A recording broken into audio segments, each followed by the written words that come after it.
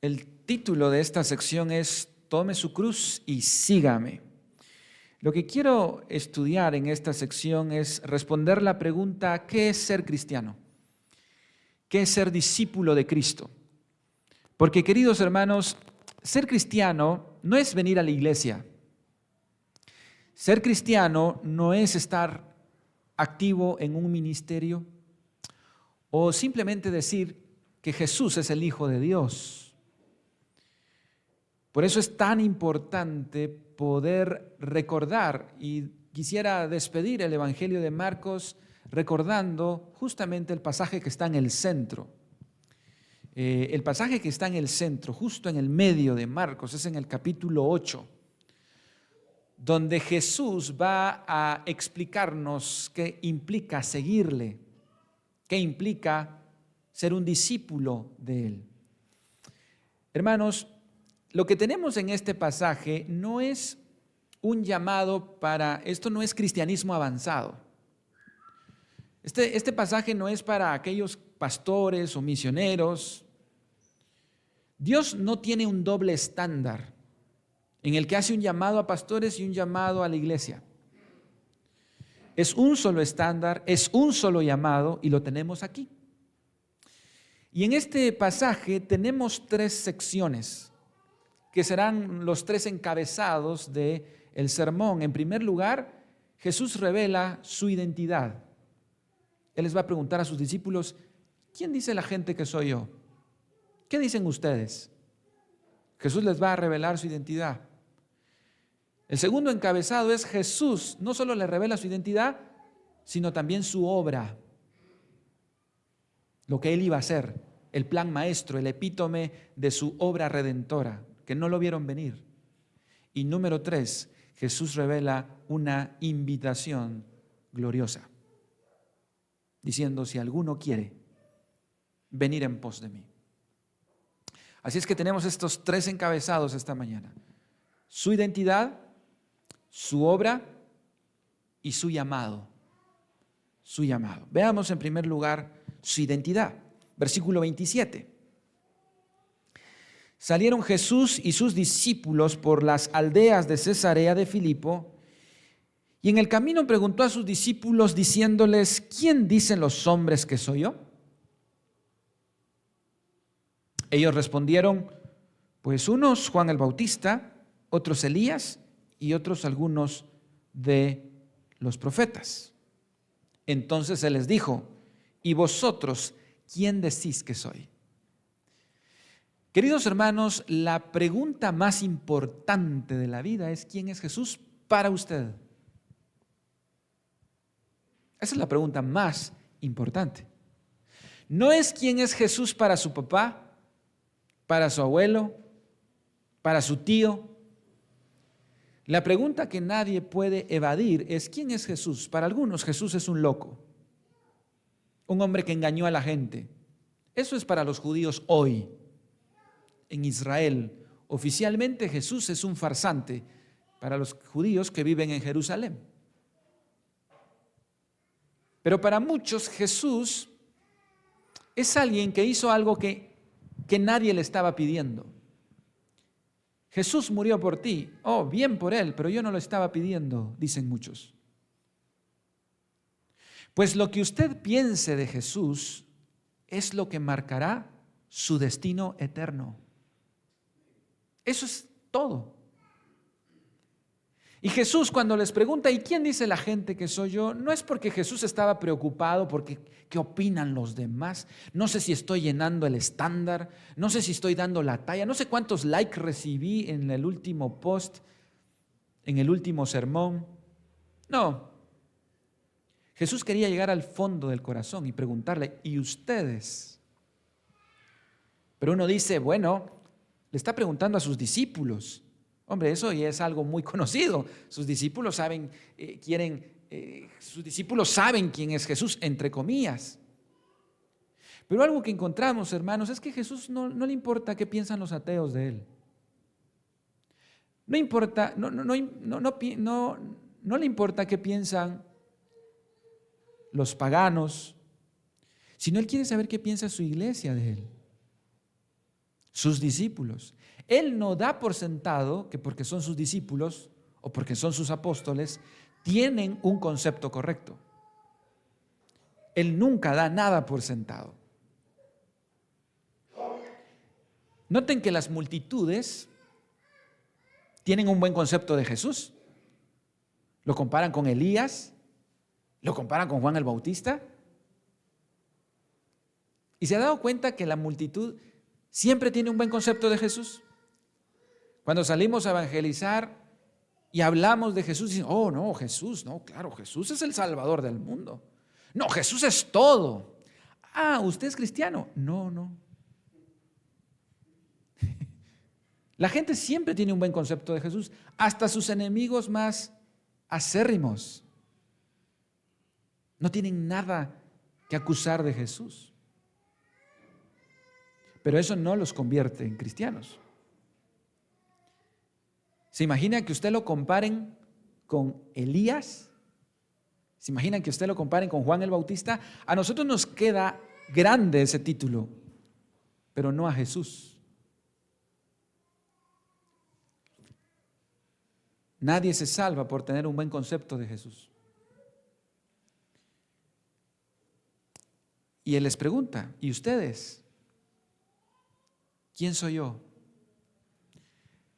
Y esta mañana Jesús le pregunta a usted, ¿quién es Jesús para usted? Bueno, ¿quién cree que respondió? Pedro, quien siempre estaba hablando, ¿verdad? Que el impulsivo dio en el clavo, hermanos. Y responde en el verso 29 y 30. Respondió Pedro y le dijo, tú eres el Cristo. ¿Sabe? La palabra Cristo es la palabra en griego equivalente a la palabra hebrea Mesías en el Antiguo Testamento. Cuando Pedro dice, tú eres el Cristo, Pedro está usando la terminología mesiánica para identificar a Jesús como el Mesías que tanto Israel había esperado. Pero no solo hace eso, porque en la versión de Mateo, Pedro agrega otro detalle. Y él dice, tú eres el Cristo, el Hijo del Dios viviente.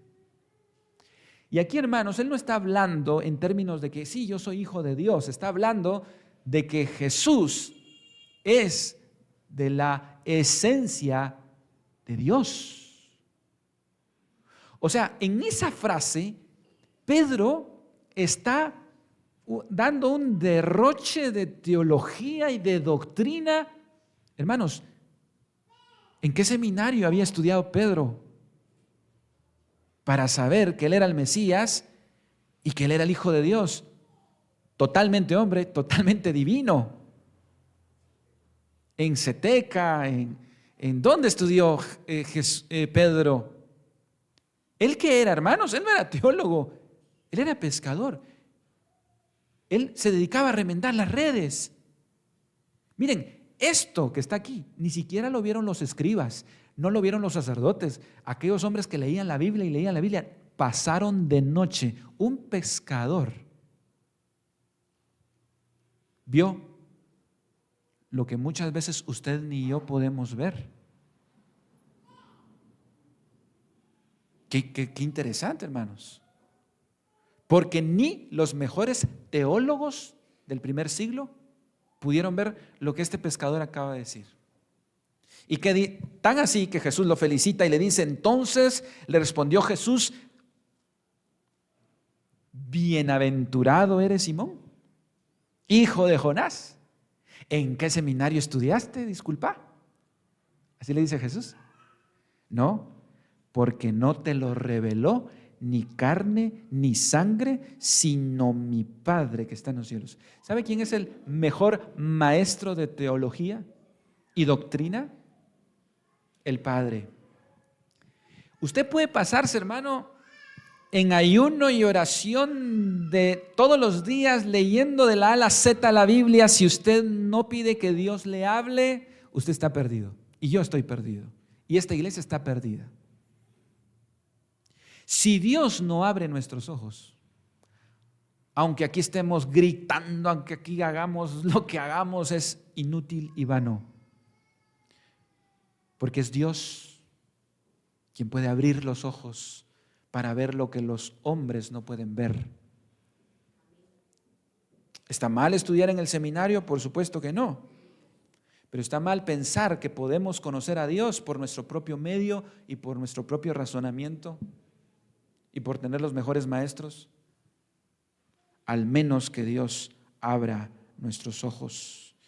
Jeremías 33 dice: clama a mí y yo te responderé y te enseñaré cosas grandes y ocultas que tú no conoces. Pedro recibió una revelación del cielo.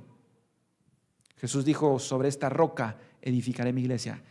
La afirmación, tú eres el Cristo, el Hijo del Dios viviente, es la afirmación en la cual se basa la iglesia.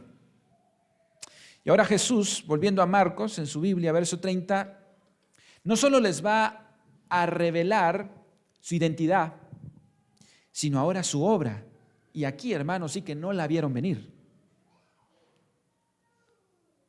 porque casi les da un infarto con lo que les va a decir ahora.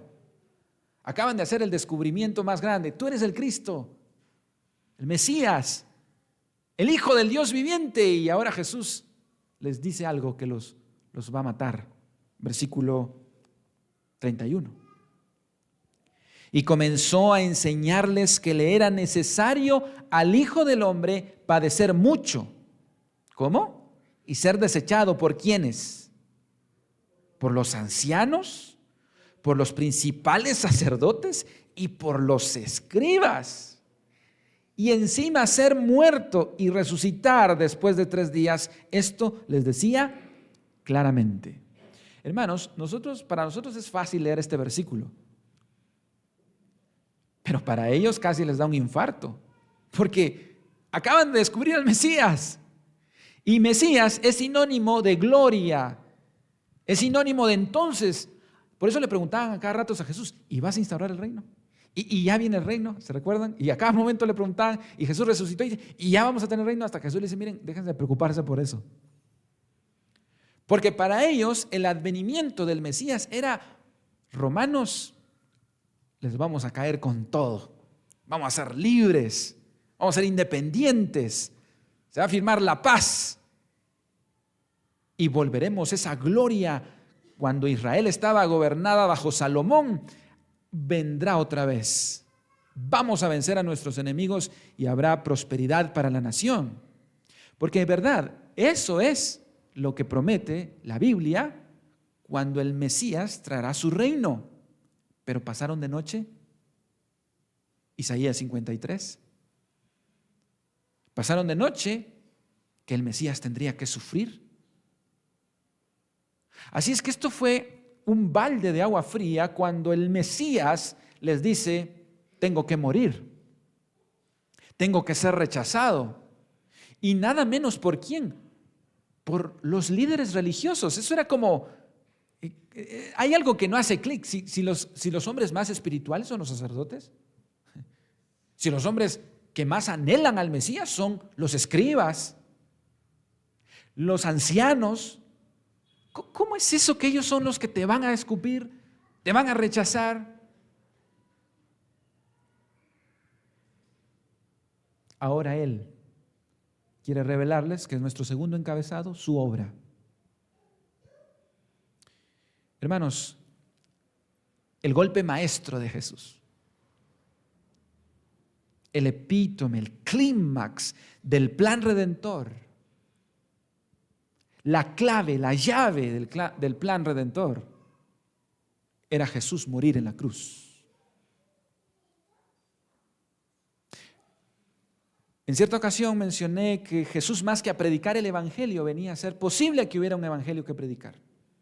Si Jesús se hubiera quedado en los milagros, si Jesús se hubiera quedado en la predicación, si Jesús se hubiera quedado en dar alimento a los pobres, no hubiera salvación. El clímax era ese. Por eso Satanás apuntó a quitar la cruz del camino de Jesús.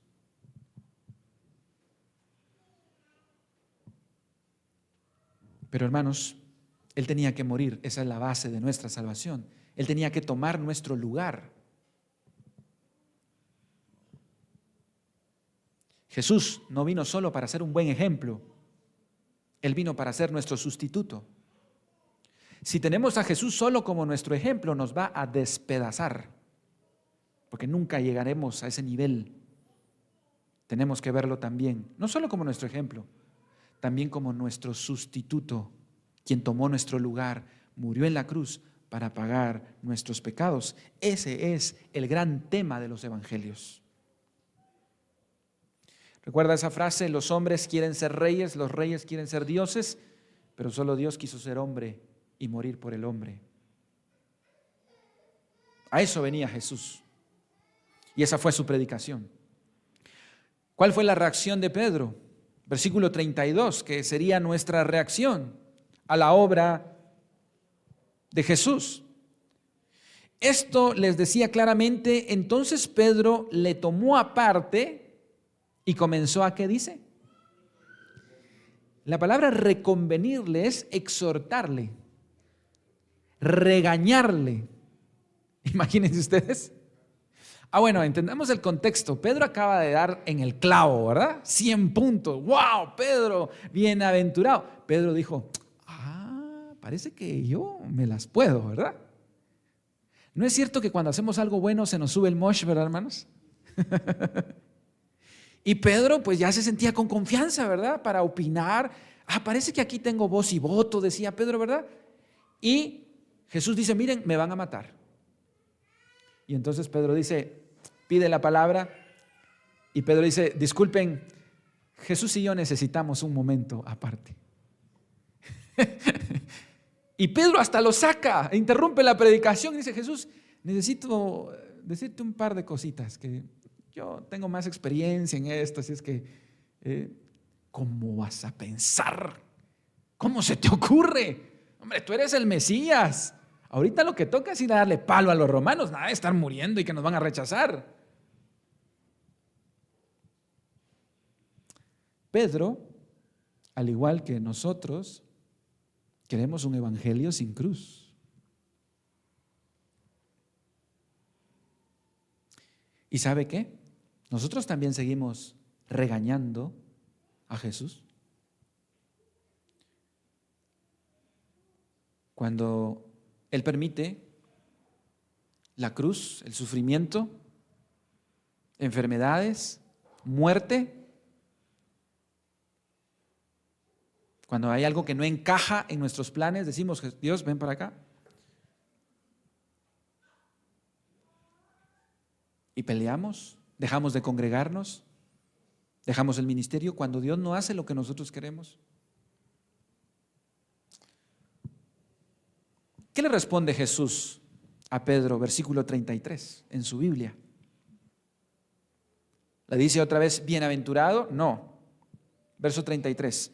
Pero él, volviéndose y mirando a los discípulos, reprendió a Pedro diciendo, quítate delante de mí, Satanás, porque no pones la mira en las cosas de Dios, sino en la de los hombres.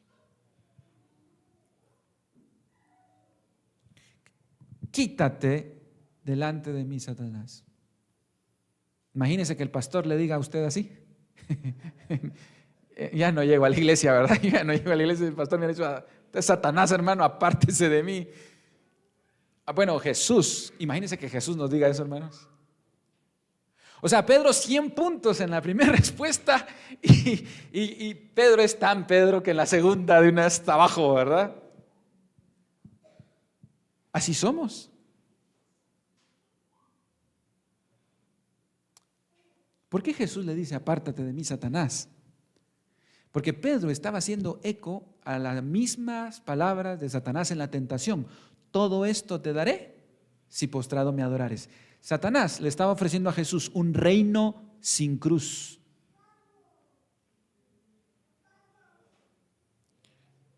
Y un reino sin cruz, hermanos, es diabólico, es satánico. De hecho, las 3 veces que Jesús les habla a sus discípulos de la muerte en la cruz, ellos reaccionan mal. Es en el capítulo 8, capítulo 9 y capítulo 10. En el capítulo 8 se lo dice a Pedro y Pedro lo llama aparte y dice, no, ¿cómo vas a pensar? Capítulo 9 se lo dice a sus discípulos y después de esa plática ellos preguntan, ¿quién de nosotros será el mayor?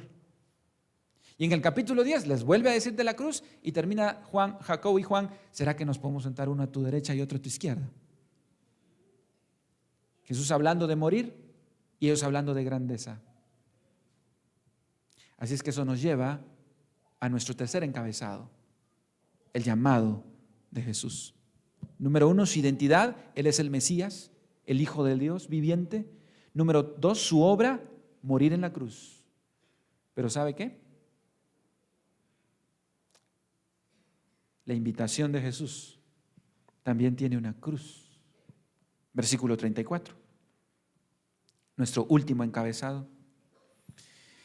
Y llamando a la gente y a sus discípulos les dijo, si alguno quiere venir en pos de mí, niéguese a sí mismo, tome su cruz y sígame.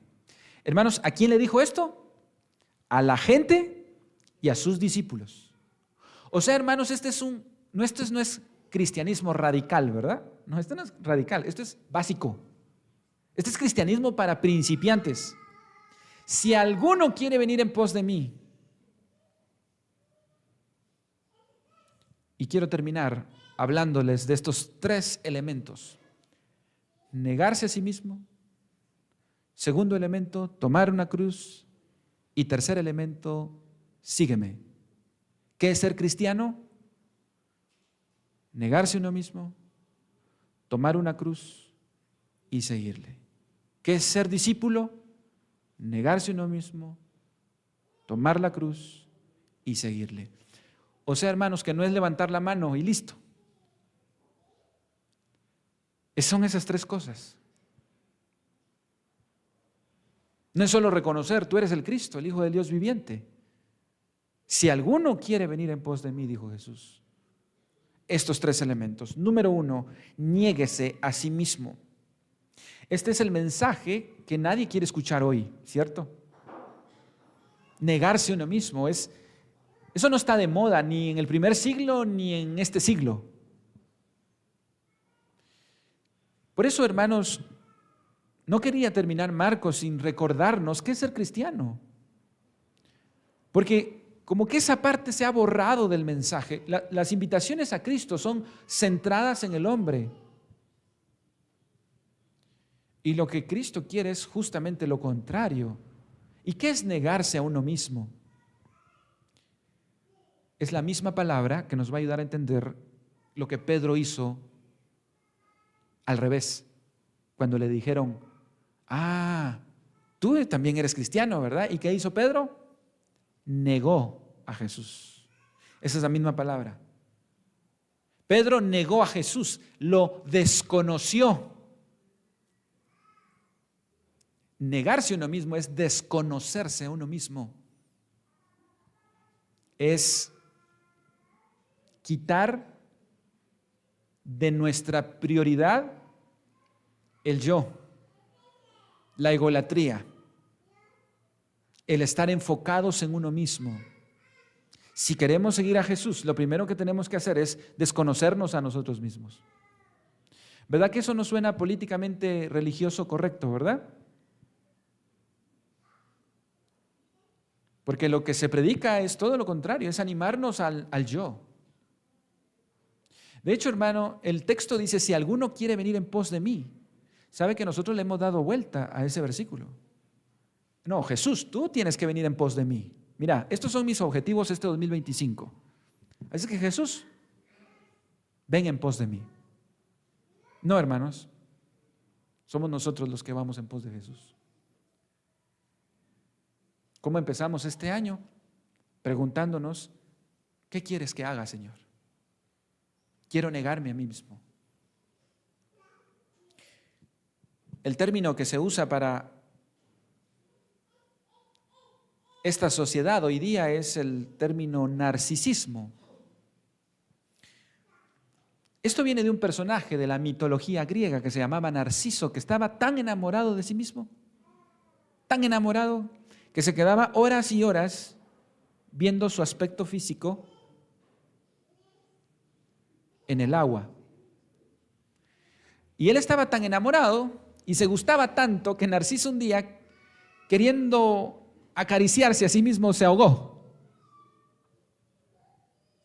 Qué bueno que el espejo no sea agua, hermanos, porque de repente nos ahogamos muchos, ¿verdad?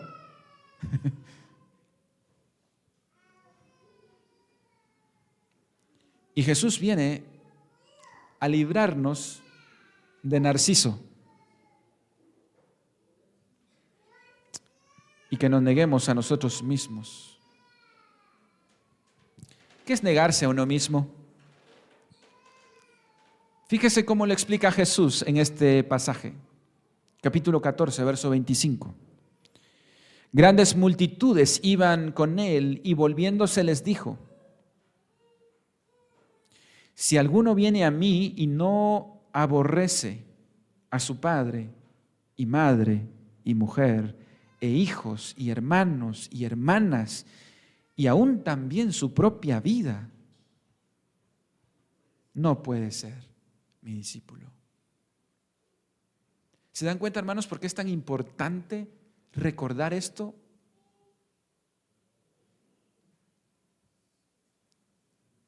(33) Así pues, cualquiera de vosotros que no renuncie a todo lo que posee, no puede ser mi discípulo. No podemos servir a dos señores. O nos servimos al yo, a la egolatría, a mi nombre, a mi reino y a mi voluntad, o seguimos a Jesús. Esta es la verdadera conversión. Pablo dijo: lo que antes para mí era ganancia, ahora lo estimo como pérdida. ¿No será que por eso la iglesia evangélica está fracasando? Porque no hemos entendido el llamado de Jesús y nos proyectamos a nosotros mismos en lugar de... Es todo lo contrario, es negarnos, es matarnos al yo todos los días. Tal vez por eso estamos fracasando y nos hemos llenado de creyentes y cristianos falsos que no siguen este camino. Y hermanos, para mí no es fácil hablar de esto. Yo no estoy parado aquí porque yo haga eso a la perfección. Y si por mí fuera, no elegiría predicar esta mañana esto, pero es lo que yo necesito escuchar esta mañana. No sé usted, pero yo necesito escuchar esta mañana esto. Y este pasaje es la misma invitación en Lucas, es la misma invitación en Mateo y es la misma invitación en Marcos. Dios solo tiene una invitación, solo tiene un llamado. Si nosotros no estamos dispuestos a dejar nuestra bella vida, nuestro bello plan y nuestro bello reino, no podemos ser discípulos de Cristo. Y nos encontramos en el mismo camino que se encuentran aquellos que no han conocido a Dios. Un lugar de condenación eterna. Segundo elemento, tome su cruz. ¿Sabe? Nos hubiese quedado perfecto que Jesús dijera: bueno, si alguno quiere venir en pos de mí, niéguese a sí mismo, tome su espada y sígame. De hecho, sus discípulos le dijeron: Señor, aquí hay dos. ¿Se recuerdan un pasaje donde Pedro saca ¿cómo se llama? Dos espadas. Jesús tampoco dijo: si alguno quiere venir en pos de mí, tome su armadura y sígame. O tome su escudo y sígame. Jesús dice: tome su cruz. ¿Qué es la cruz? En el primer siglo la cruz no era un adorno, no era algo que se colgaba en el pecho, se ponía en el carro, sino era un instrumento de tortura muy temido. Así es que imagínense, ellos acaban de decir: tú eres el Mesías, Y ahora les está diciendo, si alguno quiere venir en pos de mí, niéguese a sí mismo, tome su cruz. ¿Sabe qué significa eso? Abandona tu seguridad personal. Porque esto te puede llevar a la muerte. Hermanos, seguir a Cristo es peligroso, como le hemos dicho, en todo sentido. En todo sentido. Un compañero mío recibió una puñetada hace poquito por predicar el Evangelio, no porque se iba a meter como los otros a lugares donde no, estaba predicando en un lugar libre. Y una persona vino y le dio un puñetazo en la cara. Seguimos a un Cristo que fue crucificado y que nos dice, tú también tienes que tomar tu cruz. Y saben, los apóstoles terminaron de entenderlo muy bien. ¿Sabe cómo murieron? Pedro murió crucificado al revés. Jacobo fue traspasado a espada. Juan murió desterrado en la isla de Patmos. Felipe fue apedreado en una plaza pública. Bartolomé fue crucificado. Mateo y Tomás fueron traspasados con lanza. Santiago fue decapitado. Matías, el sucesor de Judas, fue apedreado. Pablo fue decapitado. El sociólogo italiano Massimo Introvigne, en su intervención en la Conferencia Internacional sobre Diálogo Interreligioso entre Cristianos, Judíos y Musulmanes que se celebra en Budapest, promovida por la presidencia húngara de la Unión Europea, informó lo siguiente: cada 5 minutos un cristiano es asesinado por su fe. O sea, ese versículo sigue vigente. Mateo 10, Jesús dijo, no penséis que he venido a traer paz a la tierra. No he venido a traer paz, sino espada. Porque he venido para poner en disensión al hombre contra su padre, a la hija contra su madre, a la nuera contra su suegra, y los enemigos del hombre serán los de su casa. Y por último, Jesús dijo, sígame. Si alguno quiere venir en pos de mí, niéguese a sí mismo, tome su cruz y sígame. No seguimos una iglesia, no seguimos un pastor, no seguimos una denominación, seguimos a Cristo. Y Él nos termina diciendo las razones por cuál, y con esto termino, por qué debemos seguir a Jesús. Versículo 35. Porque todo el que quiera salvar su vida, la perderá. Aquí está la cosa. Es que, hermanos, en el reino se sube bajando, se suma restando, se gana perdiendo y se vive muriendo. ¿Cuál es la opción de darle la espalda a Jesús? La opción es, yo sigo mi nombre, mi reino y mi voluntad. Ok, perfecto. La va a destruir por completo. Todas las personas que han vivido para sí mismas, para su nombre, para su gloria, para adorarse a sí mismos, han terminado totalmente perdidos, suicidándose, sintiéndole odio a la vida. Cristo quiere librarnos de la esclavitud del yo para vivir para Él. Hermano, ¿sabía usted que lo más tóxico que le puede pasar a un ser humano es cumplir todos sus sueños? Eso sería lo más tóxico que nos puede pasar, porque está científicamente comprobado que el día que nosotros tenemos éxito en satisfacer nuestro ego y nuestro yo, terminamos odiando la vida. Pregúntele a Salomón en Eclesiastés. Me hice casas, carros, músicos, mujeres, dinero, y llegué a odiar la vida. Aborrecí todo lo que hay debajo del sol. El que quiera salvar su vida, la perderá. Pero el que la pierda por causa de mí, la hallará. Porque ¿de qué le sirve al hombre ganar el mundo entero y perder su alma? Hermanos, Muchos se han trazado este 2025. Mi meta es ganar el mundo entero.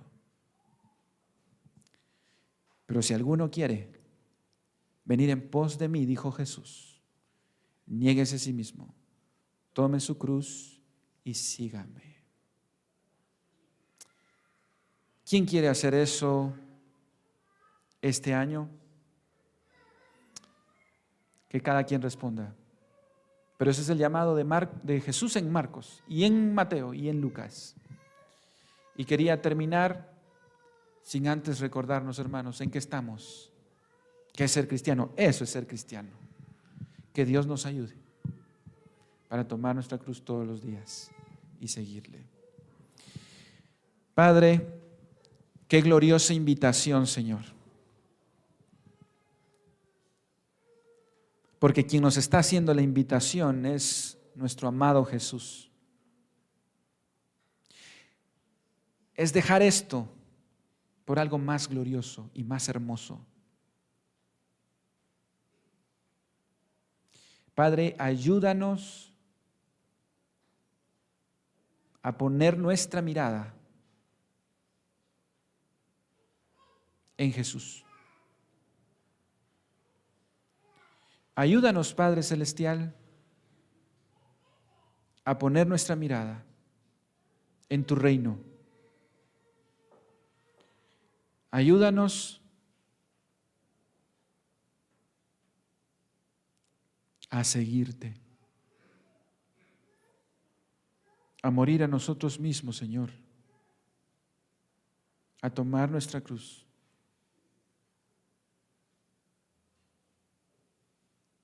Ayúdanos a recordar todos los días, Señor, de qué trata esto. Líbranos de la esclavitud del yo, de mí, y tráenos a la libertad de seguirte por completo, Señor, hasta el último día en nuestras vidas. En el nombre de Jesús lo pedimos. Amén.